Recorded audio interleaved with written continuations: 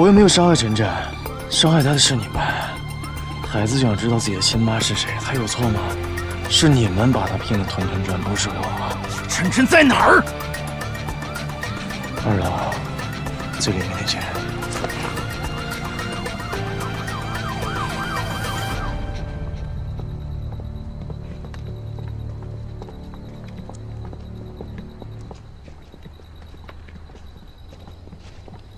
晨晨，浩明，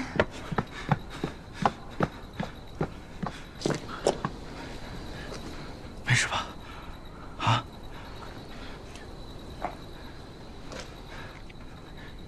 辛苦警察同志。没关系，我们应该做的。孩子安全，一会儿回去之后，麻烦配合我们做个笔录。没问题，辛苦你们了，小心。没事。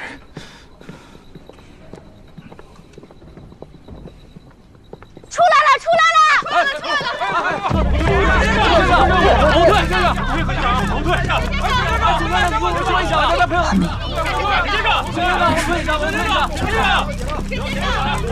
请让一下，请让一下，不接受采访。丁老师先生，沈浩成究竟是不是你儿子？如果不是真的，那他亲子鉴定作何解释？如果是真的，你为什么不肯承认他是你的亲生儿子？难道你根本不希望是阻碍和累赘？浩辰，放我下来！我不要你抱，你放我下来！你放我下来！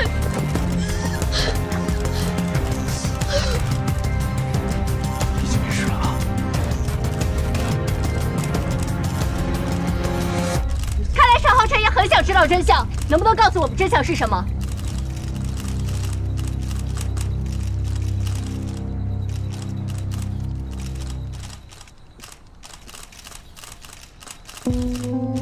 你是我儿子。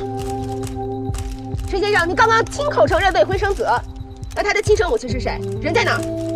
外界流传你和沈先生婚变，沈浩成是不是你们离婚的导火索？你们现在婚姻关系究竟如何？网传沈浩辰的亲生母亲溺水而亡，请问事前你知道这个事情吗？那未来你要如何面对这个孩子呢？这个孩子就是我的儿子。Environment Build。来沈家前，许妍专门对两人进行了训练，不仅在穿衣打扮上多加注意，还有喷的香水都准备妥当，为的就是不让沈家父母看出破绽。他将自己打造成千金名媛，父亲是国外知名大学教授，自己则是刚从国外回来。这些话表面上看似没有破绽，可身在豪门的沈家父母也不是善茬。沈母端起茶杯微微一笑，因为她不相信许妍真是出身名门，于是她开始了自己第一轮测试。这所大学我去年去参观调研过，校内食堂很糟糕，都是白人餐。校外 Master Student 都是有家中餐馆，北京烤鸭非常地道。你们去吃过吗？此话一出，许妍丝毫不紧张，因为她早已做好准备。为了迎接这场见面，她还不惜带着两人出国实地考察，而效果也是极好。女人应付自如，直接说出了那家饭馆的名称，还指出了沈母话中的试探。那家是川菜馆，没有北京烤鸭的，招牌菜呢是麻婆豆腐。可尽管如此，沈母还是不敢随意相信，因为这些信息随便查一下就能得到。接着她询问许妍父亲的工作，质问为什么自己上次去学校的时候没有看到他这个所谓的教授，而且在网上也查不到他的信息。许妍父亲一时间不知道该怎么回答，赶忙看向许妍。一旁的许妍丝毫不慌的答复，父亲平时是不授课的，只是担任校内研究所的研究员，所以可能国内的百度上确实查不到。说着又拿出自己假造的简历，更是拿出提前准备的许多著作，而书上的签名也是许妍提前找原作者签名，让假父亲练了许多遍。而这个原作者的女儿是他的大学同学，人家也正好在这个大学的研究所工作，这个名字也是顶用了人家的身份。他之所以这么做，是因为他和沈浩明恋爱后，第一次来到沈家就被沈母的朋友来了个下马威。我们家布丁啊，就是个傻狗，除了长得好看，啥也不是。还行啊，挺聪明的哈。布丁多好啊！来来。就连沈家的下人也对他冷眼相待，因为他看起来就不像有钱人家的小姐。你跟在这里面进进出出的夫人小姐们不太一样。哪里不一样？你的头发有点干枯毛躁。沈母觉得儿子配对的应该是豪门千金，而不是这样的小门小户的女孩，便对许妍百般挑剔，甚至将她当成下人使唤。我在会所点了几个菜，一会儿做好之后你去取，一会儿啊把餐取回来之后就交给阿姨。你先回去吧，我会告诉浩明的。离开前，沈母特意约许妍周六见。很快两人第二次见面，许妍为了这次见面精心准备，她听从了保姆的话，还给自己的头发做了高级回礼。可沈母却不是一个人来的，为了让许妍知难而退，他叫来了许多女孩，这些女孩不仅年轻漂亮，还各个家族背景强大，不是金融投行就是国际精英律师，这些人都能在各个方向帮助沈浩明。等所有人走后，沈母也开门见山地说出了自己看法。从上次开始，沈母一直都在观察许言，便认定他的家庭一点不好。许小姐，你的问题就是太会隐忍。刚才这几个女孩子身上都有一种看淡一切的松弛感。沈母就是要逼走许言，因为他的儿子就要听从他的安排，迎娶能帮助他们沈家的人。本以为他的举动能逼走许言，却没想到许言为了嫁入豪门，竟开始捏造自己的人生。Syracuse University 是我父母在国外任职的学校，这也就有了刚开始许言雇人假扮父母的事。而这不是他第一次说谎。许言的出生并不被父母期待，他刚出生就患上了先天性心脏病，父亲不想要他，是外婆将他救下，但他渴望一个美好的家庭，便在作文里虚构了一个幸福美满的家庭。后来他还将自己的姓改成了和外婆的一样。18岁的我改了名字，从乔言成为许言，跟姥姥姓。我想做的只有一件事，让姥姥过上好日子。因餐桌上的一个小举动，女人便察觉到未来儿媳在说谎。他们是你的亲生父母吗？感觉你跟父母之间不太熟。作为母亲，连自己的女儿不吃鸡蛋都不知道呢。虽然许言对于父母的回答天衣无缝，但沈母一直都对他的身份抱有怀疑的心态。于是在饭桌上，他一直都在观察许言一家，试图在他们身上看出一些破绽。很快他发现许言的母亲不停地给许言加鸡蛋吃，可许言却纹丝不动，很明显是不能吃鸡蛋的。有的事情真的假不了，假的也真不了。我要听实话。这番话说的许言差点招架不住，但他很快就有了对策。先是对沈母说对不起，说自己说谎了，表示自己从小是跟姥姥在一起生活，父母为了前程抛下他很早就出国工作了，所以自己基本没怎么见过他们。接着他对沈母打起感情牌，眼泪一下子就流了下来，说自己从来都没有感受过父爱和母爱。如果这次不是因为浩明，不是因为要结婚，我想我根本不会联系他。其实许言在这里也算是说了真话，他从小确实跟姥姥一起生活，父母将他生下就不管不顾，只将姐姐带在身边。但6岁的时候，姥姥为了让他能有学上，坚持让女儿把他带了回去。许言本以为回到家里会得到父母的疼爱，可到了才发现，在这个家里他仿佛是个外人，父母只疼爱姐姐，他们还嫌弃自己是个累赘。本以为只要好好学习，拿到好的成绩，就会得到父母的疼爱，可在上高中的时候，因为家里没有钱，父亲为了能让姐姐考大学，还特意到学校不让她再继续读下去。你凭什么不让我参加高考？我正在跟你的老师谈话。你凭什么不让我参加高考？凭我是你爸，凭我是一家之主。任凭许言怎么哀求，父亲就是无动于衷，还一个劲地说家里穷，让许言懂点事。可许言却不明白，明明自己和姐姐都是他们的孩子，为什么姐姐就能考大学，能得到他们全部的宠爱？为什么你们从小到大对我这么偏心啊？为什么好的都要人给小李？我难道不是你的亲生的吗？我究竟是什么坏孩子？我究竟做错了什么吗？怎料父亲听完后非但没有感到愧疚，反而觉得许言不孝顺，恼羞成怒下直接打了他一巴掌。这一巴掌彻底将许言的幻想破灭，他不再期待父母的爱。好在家里还有姥姥陪着他，他哭着跑回家，不停地拍着门呼喊着姥姥。来了来了。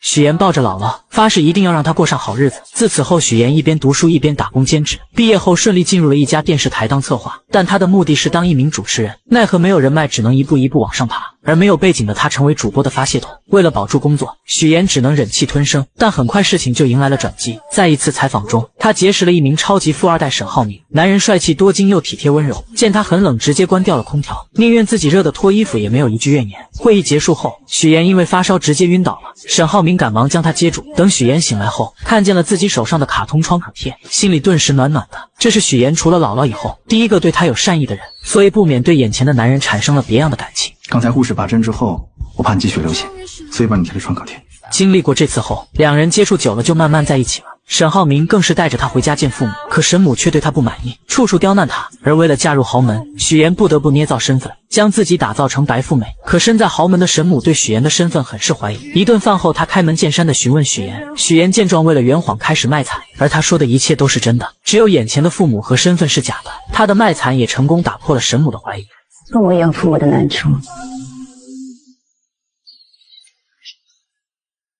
还花费了好几个月的工资，好不容易买了一条名牌围巾送给未来婆婆，怎料婆婆连看都没有看一眼，还还纵容自己的好姐妹羞辱她。许小姐，你搞错了，你未来婆婆平时喜欢的基本上都是纯色款。马总啊，如果他平时都没怎么留意过，又怎么会知道呢？哎呀，那就要注意呀，要不然将来还是会出洋相的。听完这些话的神母更是没有理会许言，直接跑过去跟狗一起玩。此刻的许言站在这里无比的尴尬，好像自己连这些狗都不如。自从许言和沈浩明相恋后，第一次感受到了被坚定的选择和爱。但身在名利场，她不仅想要借助男友跨越阶层，还想跟男友有一个未来。她的原生家庭并不好，父母疼爱姐姐对她弃之不顾，她也想拥有一个幸福美满的家庭，所以她花费很多心思来讨好未来婆婆，不仅捏造名媛千金人设，还卖惨以此来获得神母的信任。可神母打心眼里对许言的身份有所怀疑，便通过各种办法小心试探着她，想要查出破绽，可每次都被许言巧妙化解，让她觉得许言这个女孩子十分聪明，很难对付。这天她正在跟朋友们一起遛狗，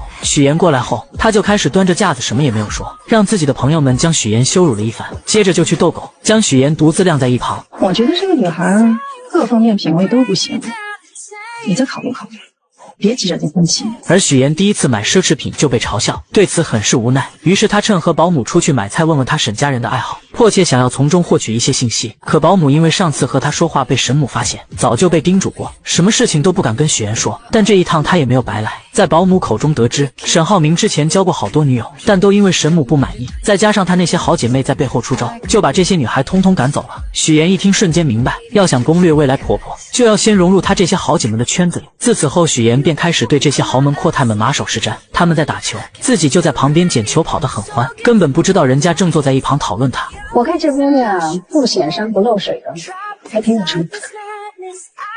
虽然许言没有融入到他们的圈子里，但他这趟也没有白来。他发现神母一直都是大家吹捧着的对象，直到曲总的到来，她的闺蜜们看见曲总后瞬间一拥而上。虽然神母表面上伪装得很好，丝毫没有变化，但她还是能感受到她很不开心。于是她立马想到了办法，为了能搭讪到曲总，她做了许多攻略，发现曲总对昆曲十分喜欢，尤其是水袖。她来到昆曲培训班，看到曲总很是卖力地跟着教练练习水袖，刚好她小时候也学过一些基础，便想着借这个机会报一个班，专门学习水袖。而她上来也直奔主题，只学习水袖这一种。可不可以直接教我水袖、水袖花，哪怕是不吃不睡，多长的时间能练好？最快也得1个月。自此后，许言很是努力，在教室练习，在家里练习，工作的时候也在练习。功夫不负有心人，他的努力终于被曲总看见。曲总看到这个小姑娘练得很刻苦，而且零基础就很好，忍不住想邀请许言来参加自己举办的昆曲大赛，还向她请教水袖花的技巧。随着两人相处逐渐熟络，许言也偷听到她最想要的资源，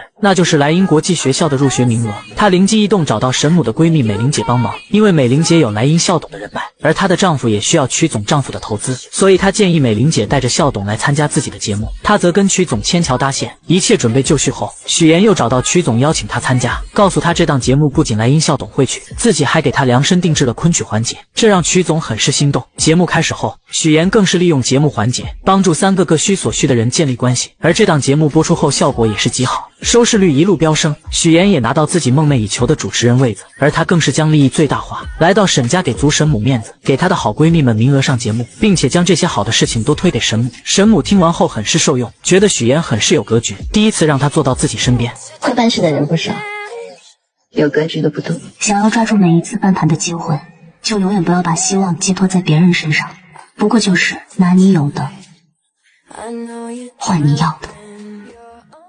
许言，我以前怎么不知道你这么有野心有手段？我能挖独家，能做全链条，有专业能力，我凭什么不争不抢？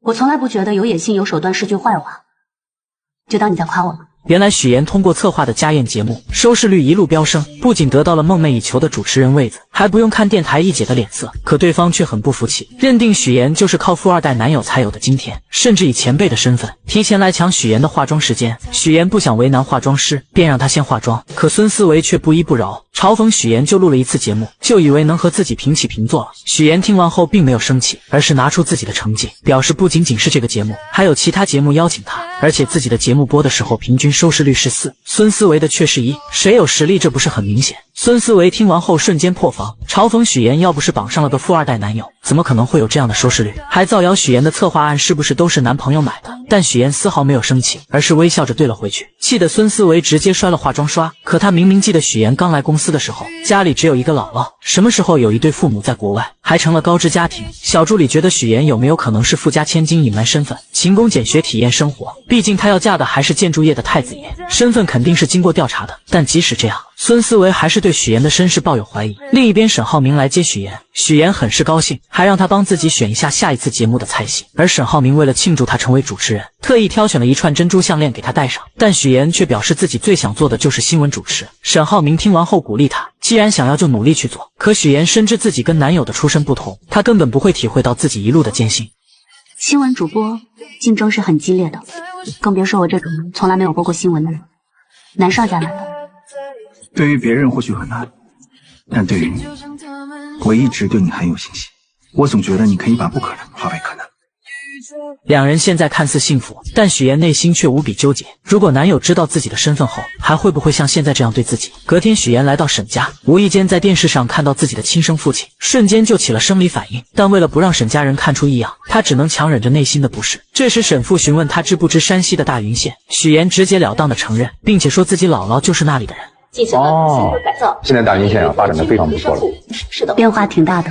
另一边，乔家父母在县城里开着一家理发店，在他们眼里，许妍在比乔琳优秀，依旧偏心乔琳。我记得小的那个去上班了，你说有什么用？平时连个电话也没有，就逢年过节啊发一条信息，还是我们家琳琳好，安安心心的待在父母身边，那才是我们的小棉袄。与此同时，乔琳在上班的时候被骚扰，她忍无可忍，直接回击了过去，没想到反被对方倒打一耙，被抓到了警察局。最后还是男友将她接了回去，可回去后非但没有得到安慰，反而被男友父母一个劲的指责，觉得这件事闹到警局很是丢人，认为他就是个惹事精，配不上自己的儿子，根本不给乔琳说话的机会。而乔琳的男友也是个窝囊的，两人在商量婚事的时候，男友一切听父亲的，将婚礼的花费细节全部都报给他，就连收的礼金不跟自己商量，都要悉数交给父母，甚至面对母亲对乔琳的诋毁也一句话也不说。此刻的乔琳再也忍不了，终于说出了自己想要说的话。阿姨，你有什么话就直说吧，你别在这阴阳怪气的行吗？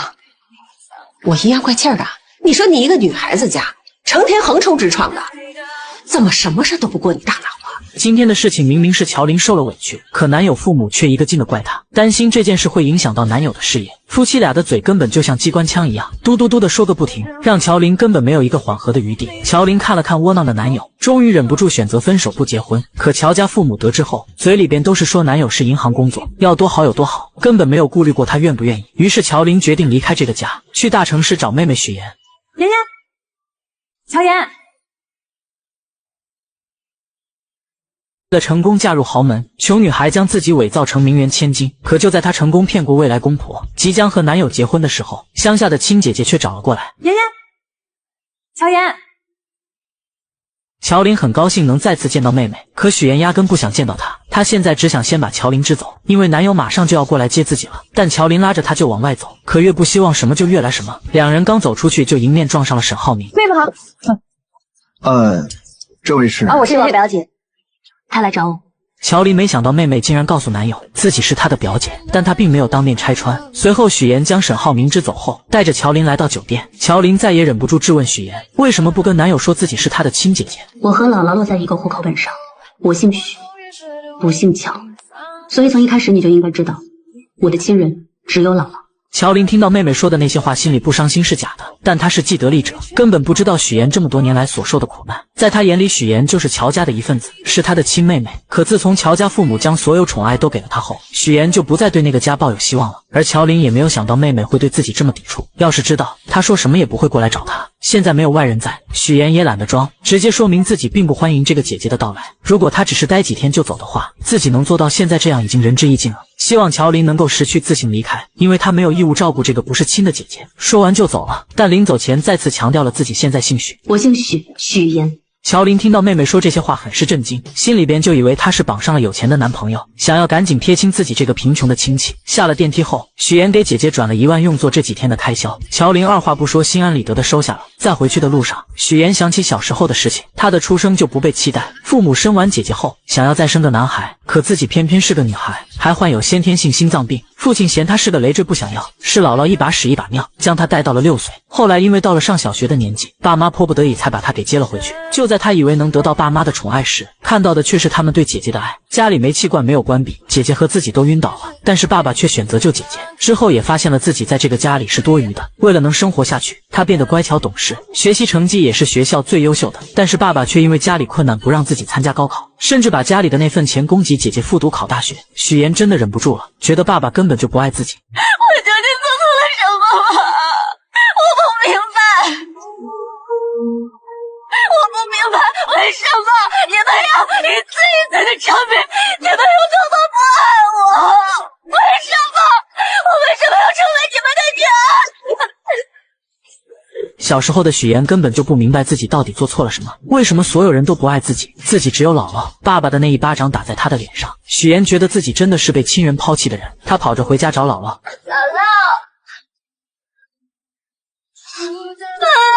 姥姥，来了。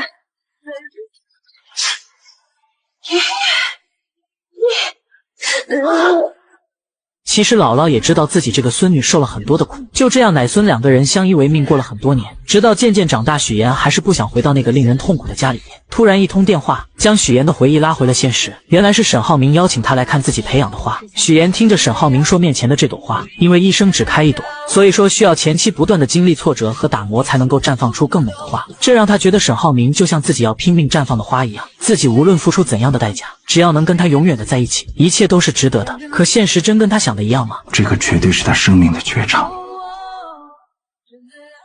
乔妍，你不是叫许妍吗？他们是谁呀？你说，你到底还有多少秘密？说多少谎话？我们对你真心真意，你却把我们一家人骗得团团转，怎么信息这么准？你这是诈骗！许妍的假身份被揭穿，大家纷纷离她而去。你怎么了？魂不守舍的。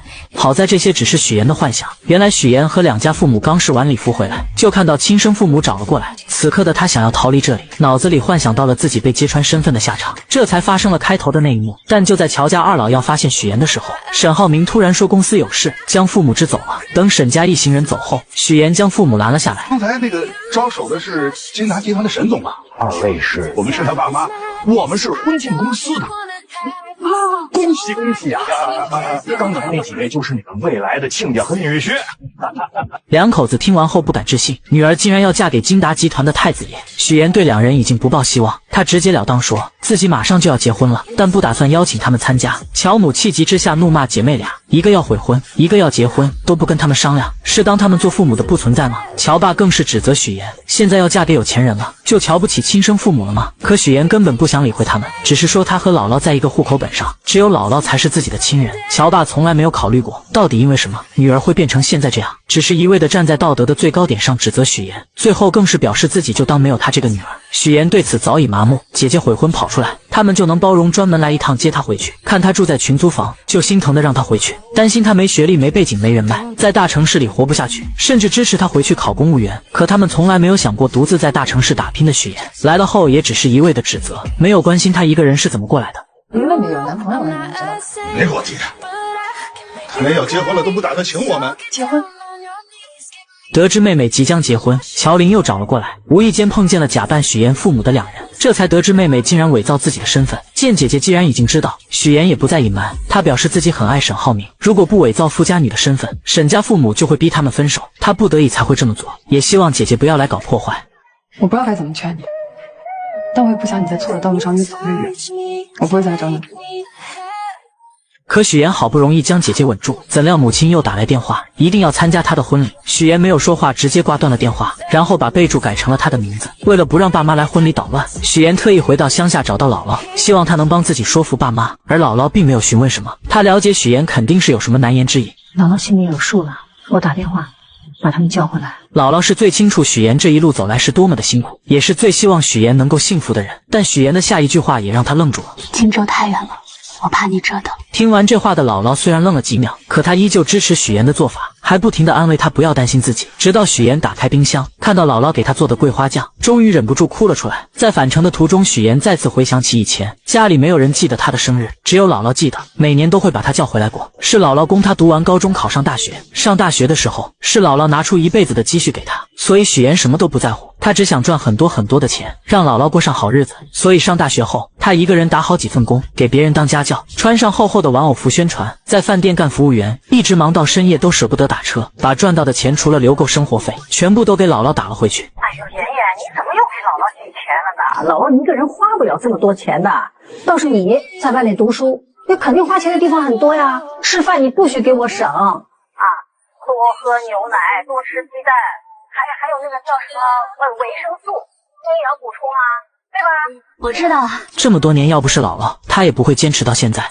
我告诉自己，只有通过勤奋和努力，才能帮自己翻越一座又一座的高山。只有让自己强大，才是一劳永逸的事。只有达到所有的目标，才能弥补我所有的过失。人伪造身份，终于如愿嫁入豪门。为了不被人揭穿，自家那边的亲戚一个都没请。就在他以为一切顺利的时候，还是被熟人给认出来了。我怎么看着像佳佳的同学许妍？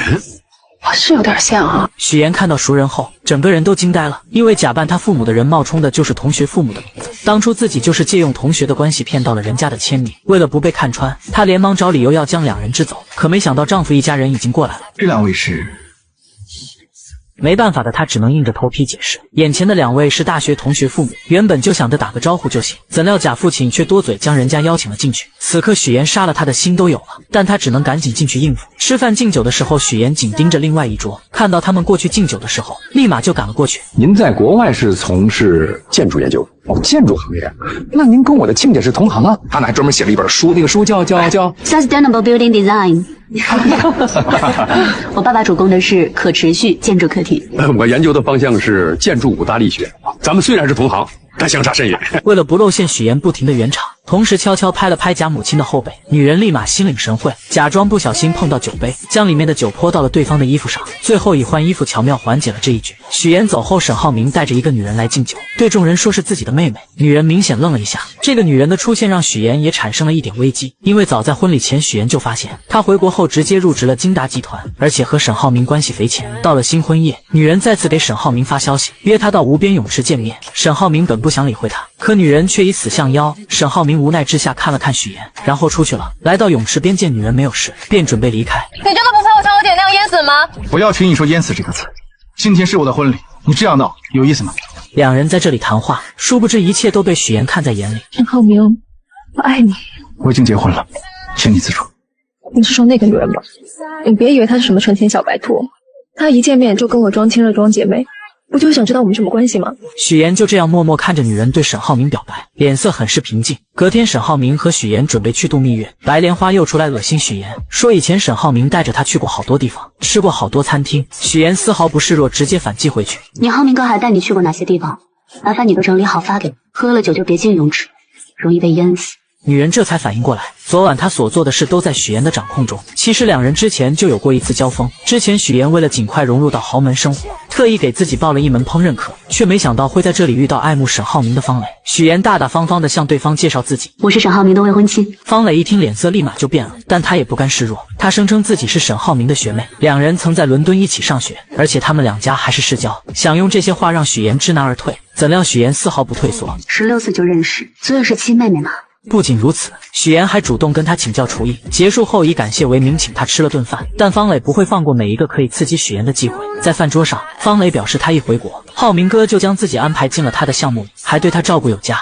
那你把工作做好，就不会麻烦他了，对不对？谁知方磊见许妍丝毫不在意这些，便主动提出做他的伴娘。许妍直接答应了，这才有了婚礼上。方磊将自己当成女主人般，当许妍不在的时候，就跟沈浩明出双入对的敬酒。可沈浩明根本不喜欢他，只将他当成亲妹妹，而他的这些小心思也都被许妍看在眼里，并没有将他放在心上。许小姐，请问卫生间怎么走啊？万万没想到，许妍结完婚后要对付的不是婆婆，而是以前那些认识她的人。既然都是同类，那更要互帮互助了。许妍跟沈浩明结婚蜜月后，便带着他去乡下见了姥姥。姥姥看见后很是高兴，还亲自下厨做了好多菜。而沈浩明看见姥姥很欢迎自己的样子，心里很是温馨，但他更想要多了解许妍以前的生活。许妍在门外听见两人的对话，担心露馅，便拿着婚纱照来到厨房，以挂相片为由，将沈浩明给叫走了。晚上许妍跟着姥姥一起睡觉，姥姥忍不住还是将乔父的肿瘤的事说了出来。虽然说这个人当爸爸十分的不称职，但还是希望许妍能去看一下。我知道你对他是什么看法，但你这次结婚不是也别请他去吗？他现在得了病，姥姥觉得你还是应该去看看他的。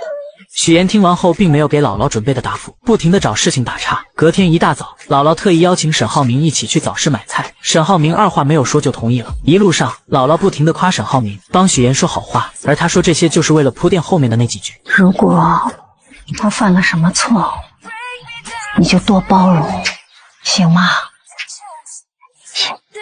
姥姥认为许岩嫁进沈家肯定使用了不正当手段，所以才这么跟沈浩明说。殊不知沈浩明早已知道一切。离开前，许岩还是心软了，悄悄地给父亲了一些钱治病。回到荆州后，沈浩明给了许岩一个惊喜，送给他一座四合院，用于他工作和邀请豪姐们。许岩听完后都惊呆了，这样的人他怎么能不心动呢？而沈浩明看着许岩一言不发的样子，表示她是自己的妻子，自己会协助他完成任何的愿望。进去后，沈浩明看到上个业主给孩子量身高留下的痕迹，回忆起小时候的事情。可许岩却回想到了小时候一家人都忽略了自己，从来都是给姐姐量身高的场面。沈浩明见他失落的表情，便向许岩索要口红量身高。许岩那一刻心里便很感动，更是有很多的触动小时候没有完成的那些心愿，丈夫帮自己已经完成了。两个人深深地看着彼此，本以为日子会这么幸福下去，可许岩的对头却揪着他不放，将假扮他父亲的人找了出来，在节目上揭露了他捏造身份的事。这一次的许岩又该怎么应对呢？您和许岩认识？认识，我们很熟啊。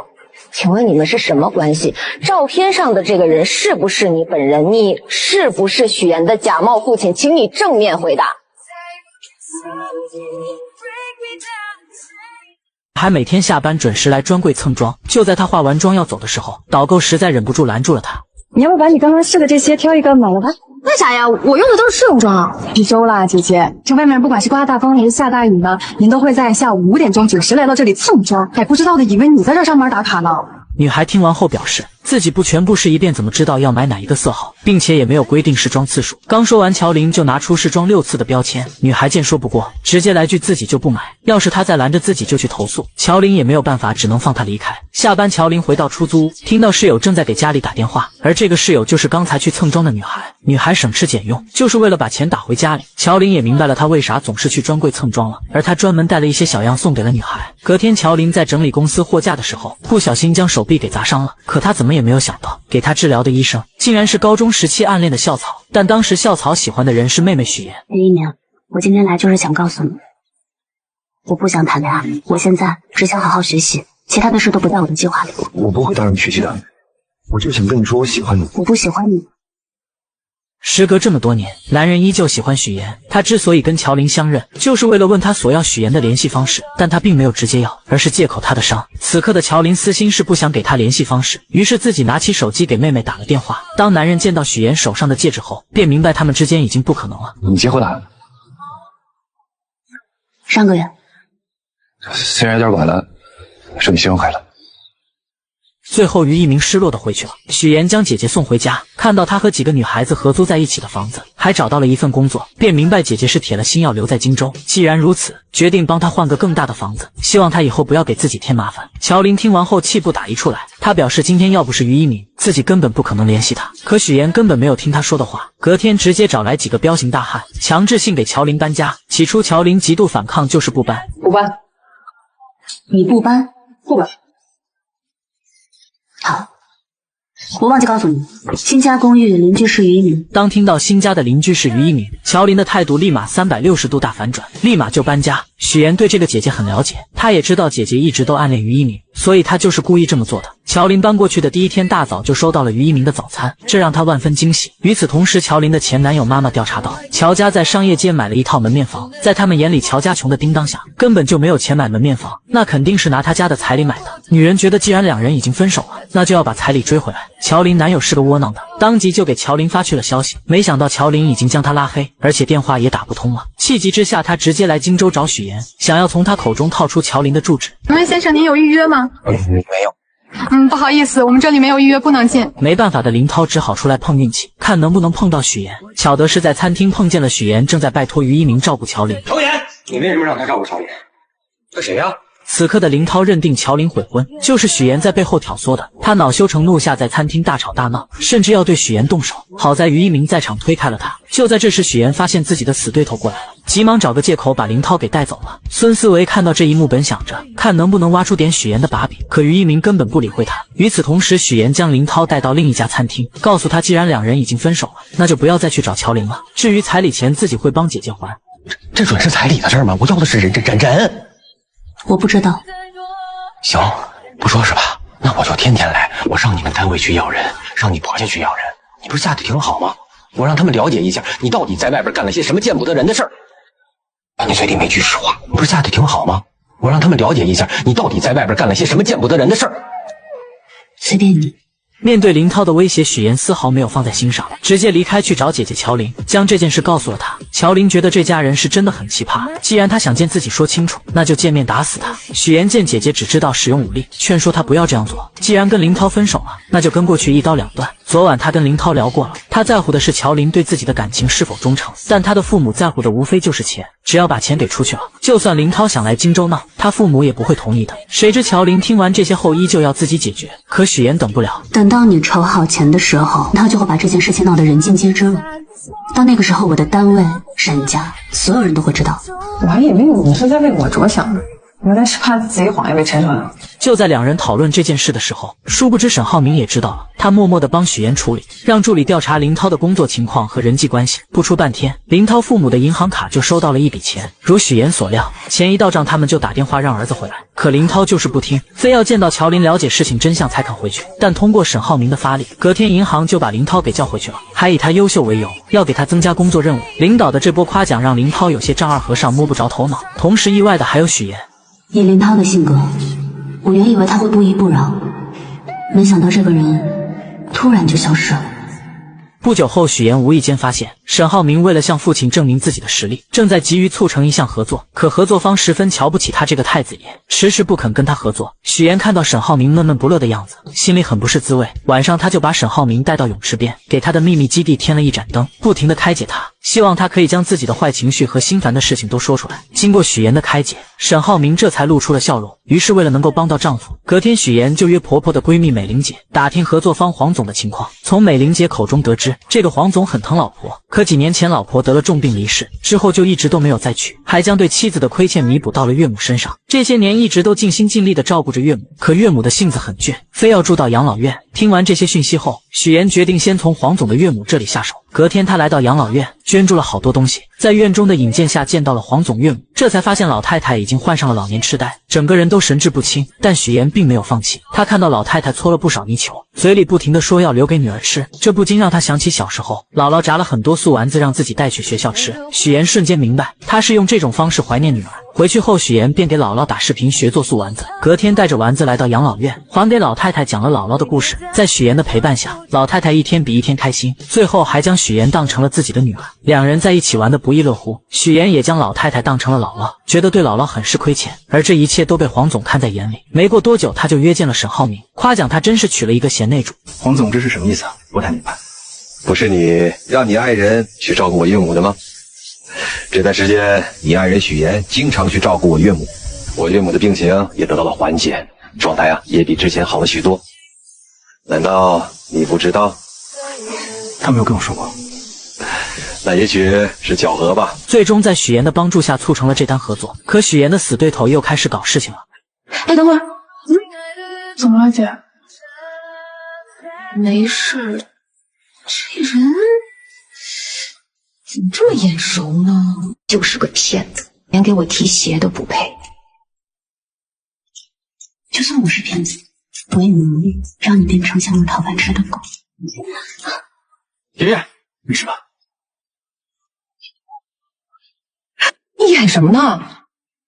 原来许岩的死对头孙思维无意间在听到最近有一篇报道，一个女子接连骗了3个男人结婚，以这种方式骗取天价彩礼，被警方抓获后，新闻还特地报道了一下。孙思维看了看报道，突然觉得照片里有一个男的很是眼熟，仔细一想，觉得跟许岩的爸妈很像。于是他觉得许岩刚开始来的时候，只是说家里边只有一个姥姥，什么时候又有了个在国外的父亲，肯定是在说谎。说不定他的背景身份都是假的，也是像报道中的女人一样捏造身份嫁入豪门，也觉得这是扳倒许岩的一个绝佳的好办法。而为了验证自己的想法，他找到领导，以参考婚礼为由，从他手里骗到了婚礼照片，随后回到工位上，再三比对了照片，确定两人就是同一个人，心中窃喜不已。为保证万无一失，他带着小助理找到假扮许岩父亲的高亮杰，威胁他配合自己，想着在台里推举财经主播的时候给许岩致命一击。一切准备就绪后，他来到许岩面前，说了许多奇奇怪怪的话。你放心，我的这个样片绝对真实，而且足够震撼。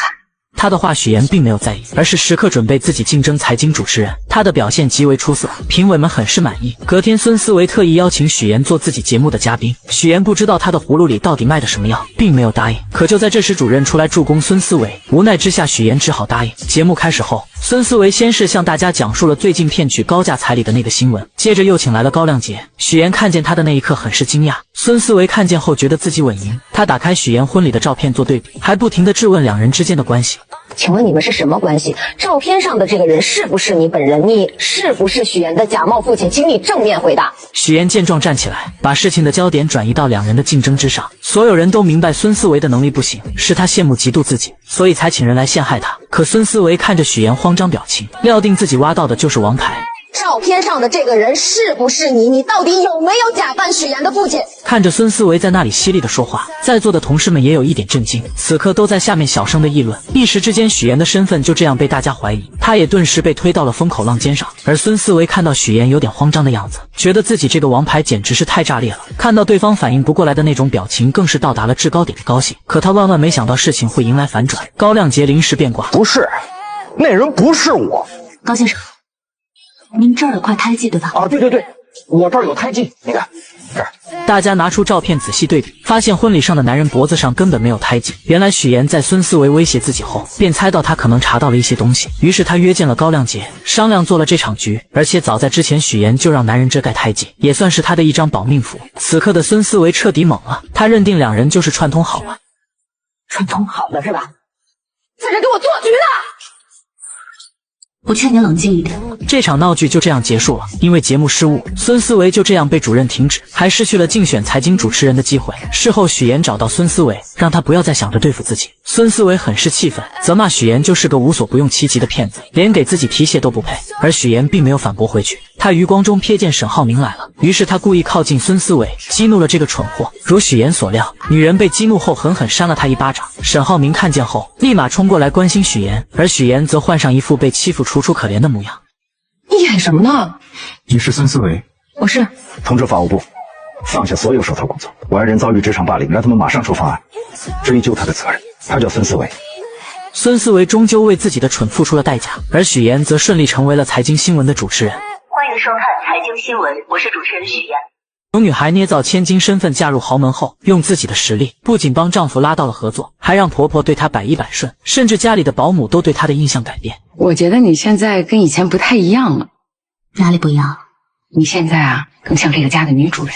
唯有家里的小弟弟对她意见颇大。原来自从许岩嫁给沈浩明后，大家都开始各自忙碌，从来没有人在乎弟弟浩辰的感受。为了引起大家的注意，浩辰不是在学校打架，就是各种闯祸。老师三天两头的给沈母打电话，沈母虽然是豪门太太，但也害怕老师的电话。同时他和沈父应酬很多，根本没有时间去处理这些事情。他见许岩很有耐心，便让他帮忙带浩辰。而他刚把许岩拉进家长群，就看到班主任在群里发浩辰跟同学发生冲突，还把人家给打伤了。许岩看了看正在逗狗的婆婆，只能硬着头皮去学校处理。处理完后，他本想着跟浩辰谈一谈，想知道他闯祸的原因，可浩辰并没有理会他，直接离开了。回到家后，许岩将学校的事情告诉了众人。婆婆嫌麻烦，决定将浩辰送去国外读书。这番话正好被回来的浩辰听见，他以为是许岩告状，才让妈妈起了送自己去国外的念头，因此把自己受到的所有冷落都怪在了许岩身上。你来了，先是让我哥喜欢上你，然后又讨好我爸妈，让他们都喜欢上你，结果没想到我不吃你这一套，然后你就想把我赶走，对不对？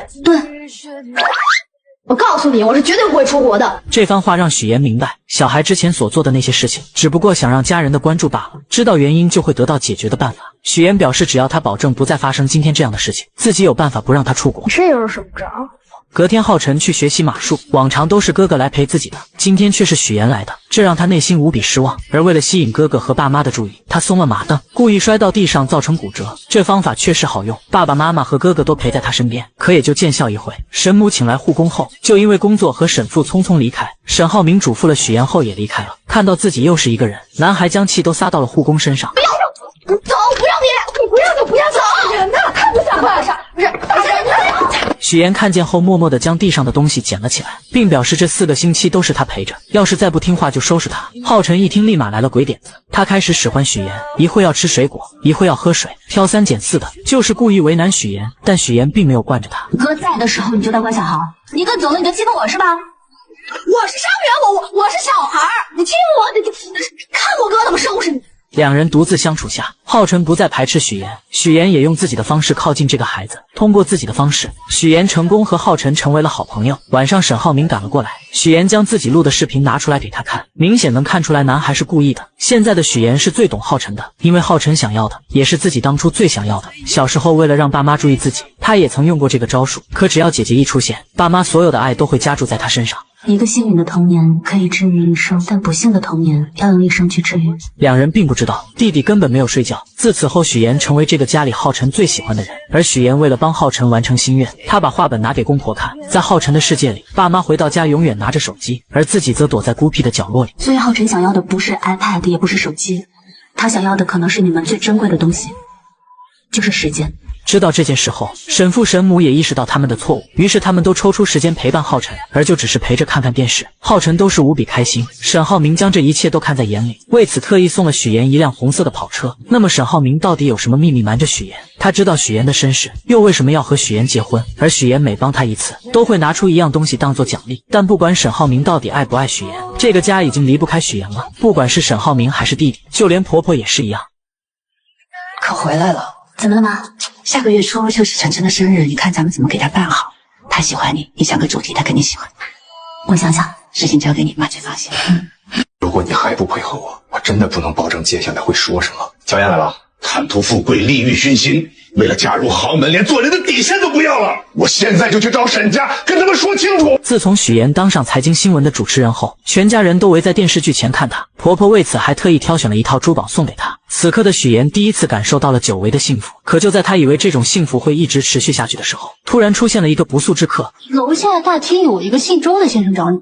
男人跟许妍曾有一面之缘，几年前两人在同一家咖啡店争取想要的岗位。许妍在简历上关于家庭成员的那一栏没有填写，猎头不停地诱惑她将父母的身份写成在国外做生意，因为这样就算查也查不出来什么。毕竟在当今的社会上，家庭背景在职场上也是一个加分项。就在许妍犹豫的时候，后面的男人也就是周泽远制止了她。我劝你不要听他忽悠，简历造假等同于在自己的职业生涯当中埋下了一颗不定时的炸弹，说不定哪天砰的一声就炸了。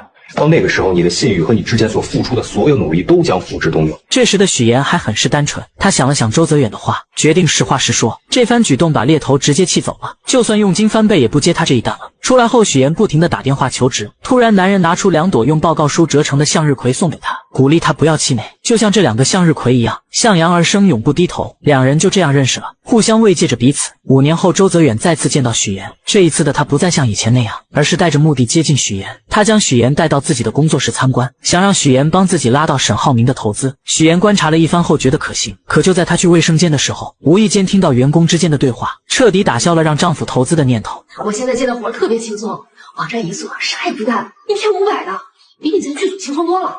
哎，要不你也过来吧？这不点人，就是一家皮包公司。为了验证这番说法，许妍来到大厅试探，让员工展示一下公司的项目。怎料男人听完后脸色大变，慌乱地找着各种理由不打开电脑。身后的客户也装模作样，实际上电话线根本没有接通。再翻了翻桌子上的文件，全部都是空白的。许妍瞬间明白周泽远搞皮包公司骗钱，于是再次见到他，果断拒绝了他的要求。怎料周泽远早已做好了万全的准备，他以许妍的真实身份作为要挟。有一个道理你一定明白，那就是有些事情无论你再怎么努力，他都改变不了。就像我们这种赤身裸体的人，必须要给自己加上一件高贵的衣服。既然都是同类，那更要互帮互助了。面对周泽远的要挟，许妍真是累极了。回到家后，听见婆婆叫她，只能强颜欢笑的应对。明天婆婆的闺蜜马阿姨要带一个人来家里做客，不知道该做什么。许妍立马给出了意见，可她怎么也没有想到马阿姨带的人竟是周泽远。在喝茶的时候，周泽远不停忽悠两人，许妍只能眼睁睁看着他胡说八道。她不敢帮周泽远，更不敢揭穿他的真面目。实在听不下去的她借口接水离开了。可没想到周泽远竟追了过来，他彻底撕破脸皮，逼迫许妍让沈浩明投资。让你老公投资的事儿，我是跟你聊呢，还是跟你婆婆聊？你的商业计划书和你的财务报表，无论是我婆婆还是我先生看，都会发现漏洞。不要再想注资的事情了。周泽远见许妍不上当，继续忽悠他，表示只要沈浩明一小笔的投资就行。但聪明的许妍很快就识破了他的阴谋。周泽远要的不仅仅是钱，他最想要的是沈家的名声，借沈家的势力骗更多的钱。你现在所做的一切都是敲诈勒索，是犯罪。乔妍，我突然发现你这么维护沈浩明，这么在意他，你原来是个纯爱战士啊！我今天听到的最滑稽的故事，说一个贫寒女骗子嫁入豪门，她不是为了钱，她居然玩起了纯爱。你说这是不是比天方夜谭更？许妍直接泼了他一身水，本以为周泽远会收敛，怎料他直接找到沈浩明这里，当着许妍的面在雷区不停的试探。此刻的许妍害怕他说出真相，更怕沈浩明被自己连累。许妍没跟您说吗？是他约我过来的。我事情太多了，忘记跟你说了。没事。你为什么要骗我？说到骗这个字，你根本没钱，没有力气。如果我要找一个门当户对的真亲戚，可能他们不会容得下我。我年轻时候犯的错误，容不下我的儿子。许妍怎么也没有想到，弟弟浩辰竟然是沈浩明的儿子，而他也一直都知道自己捏造身份的事，默默地看着自己一次又一次的说谎。被揭穿后，许妍直接提出了离婚，怎料沈浩明却拒绝了，还用许妍的工作来威胁他。你现在还没有正式转入新闻岗，你应该不希望当中会出现什么差错吧？不久前，在许妍的照顾下，浩辰越来越跟他亲近，甚至两人都成为了朋友。而许妍不只是遇到了周泽远这个危机，她还要防着姐姐乔琳乱说话。原来几天前，沈浩明突然说要请表姐吃饭，许妍本想着以姐姐工作忙为由拒绝，可沈浩明却坚持要请，无奈之下，她只能带着乔琳来吃饭。但进去之前，她万分叮嘱乔琳一定要少说话，因为她知道这个姐姐最擅长的就是口无遮拦，担心她说的越多就越难圆过去。果不其然，乔琳说了许多许妍过去的事，包括她在学校是校花的事。本想着帮妹妹说说话，可说的越多，破绽也就越多。姐姐真好，我是她初恋，你知道吗？真的，那不是那会儿啊，你就别说谈恋爱了，只要是个男的，他都不带看一眼的。也就是我们那儿没女校，不然早转去那儿上学去了。读书的时候你们是在一起的吗？我记得妍妍跟我说过，你老家在山西晋城。乔琳慌乱地看了看许妍，赶忙解释自己高中的时候复读了2年，复习班正好转到了许妍上的高中，这才把这些话都圆了过去。此时的沈浩明玩味地看了看许妍，然后让乔琳多说一说许妍以前的事情。乔琳很是嘴快地说了句没问题，但当她看到妹妹那能杀死人的眼神，立马就闭上了嘴，然后跟沈浩明说自己很忙，不能经常出来吃饭，而他为了弥补刚才的过失，跟沈浩明说了许多许妍的好话。妍妍她不太对别人动心的，但是她一旦动了心，就是一辈子的事，你得珍惜，你知道吗？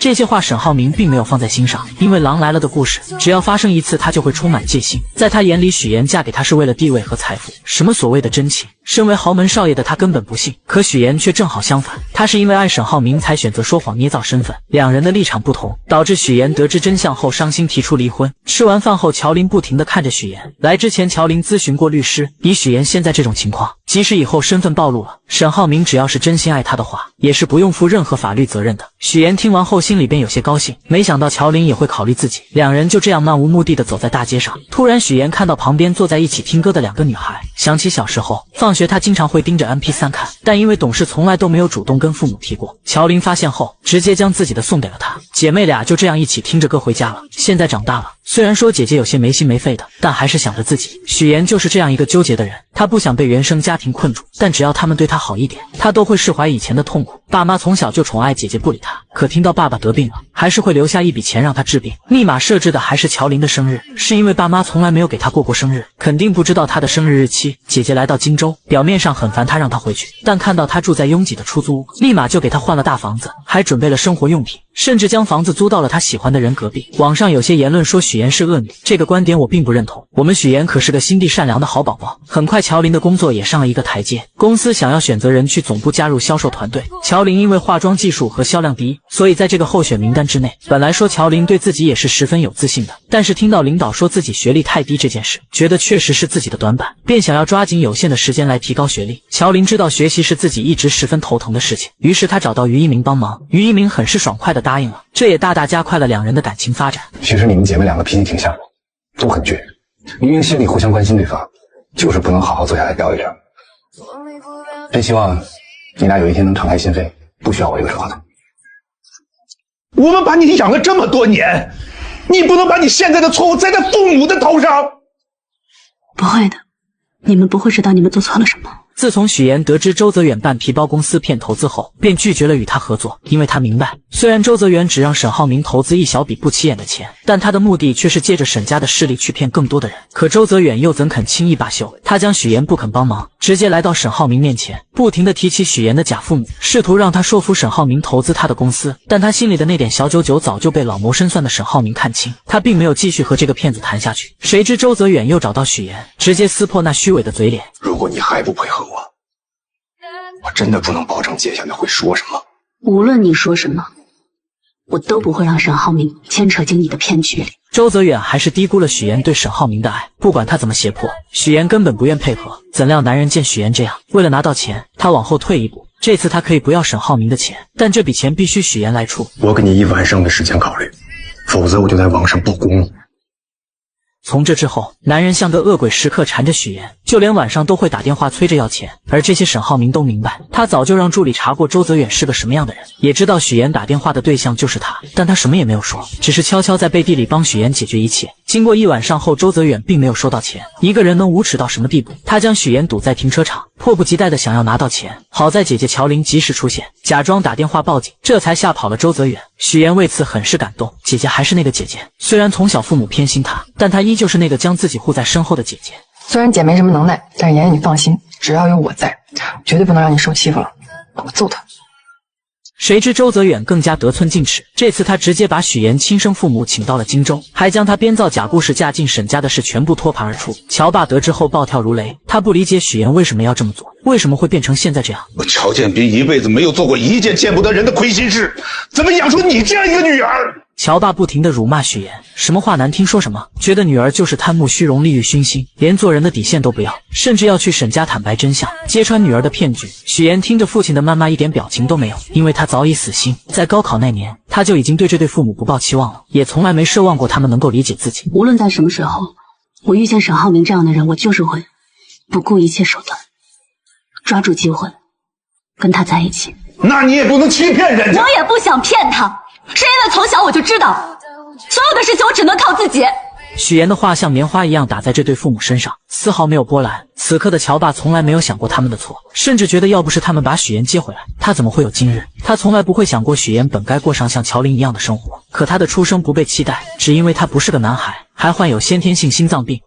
不会的，你们不会知道你们做错了什么。听完这话的乔爸起身就要去沈家揭发许妍，乔母连忙拦住他，嘴上说着为女儿考虑的话，可这幅画面在许妍眼里却是无比的可笑。乔家两口子从来没有想过儿时的经历对许妍的影响有多大，他们也从来没有想过以前是多么偏向大女儿，他们只会觉得我养你一场，怎么到头来还成了我们的错了？是他们亲手把许妍推开，现在却又嫌弃她什么事情都不跟他们说，真是讽刺。这是在演哪一出啊？我明白了，是因为你们觉得这样的生活是应该属于乔琳的，而不是我。